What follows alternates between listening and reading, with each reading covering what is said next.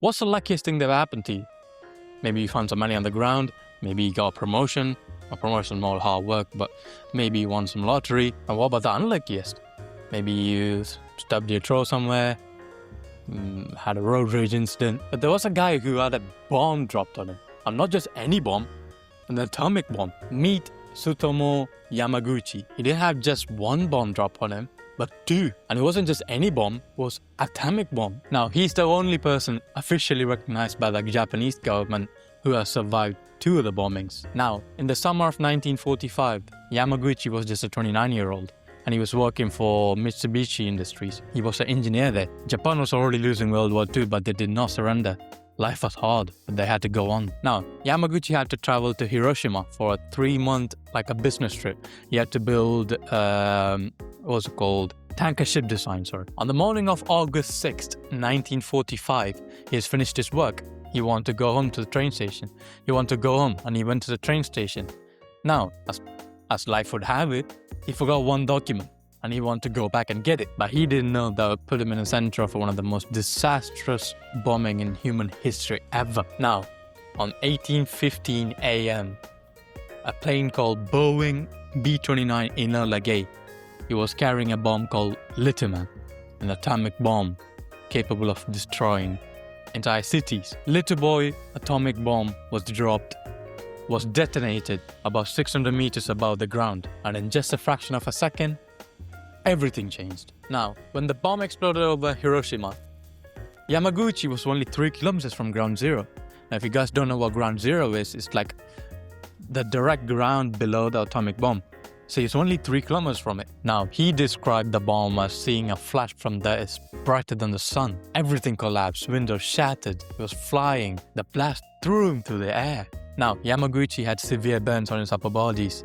His ears was fractured, his eardrums were fractured, and he was temporarily blinded, all because of the bomb. But somehow, he was still alive. But 70,000 people died. But at the end of the year, it was turned into 140,000 people. And they named it the atomic bombing of Hiroshima. Now, Yamaguchi spent the night on a bomb shelter with some co-workers of his. But Yamaguchi's nightmare was only halfway through. He didn't know there was going to be a second one. Now, Yamaguchi, even with all his injuries, he wanted to go home. But again, luck would have it, his hometown was in Nagasaki, which was 300 kilometers away. Even with all this commotion, all this bombing, the next day, the train was still running. And he got on the train and he left for his hometown, Nagasaki. Even when he was burned, bandaged, he still wanted to go. He was barely walking. And after hours, he finally reached his hometown to see his wife and son. After he went to his hometown, he immediately went to a hospital, got treatments. Even with all these injuries, after 3 days, he went back to work. I never would, but he did. He told the boss what happened. He told all the co-workers what happened, but a lot of them didn't believe him because they didn't believe a bomb big enough to destroy an entire city. But, also the news didn't spread quickly as it does today. It happened again. 11:02, August 9, 1945, a second atomic bomb dropped on him, on Nagasaki, and it was called Fat Boy. Now, once again, everything exploded. Windows broke, buildings broke, everything was flying through the air. You probably saw Oppenheimer. If you didn't, you probably know the whole story of how they built the atomic bomb. Now, the second one killed 40,000 people reportedly on that day, with tens of thousands dying from side effects and everything else later on. But again, he made it back alive. His house was damaged, but his kid and wife survived. How? He has to be the most luckiest man alive, man. Or unluckiest because he got a bomb dropped on him. Now, there weren't many survivors, but reportedly he's the only man who survived both bombings.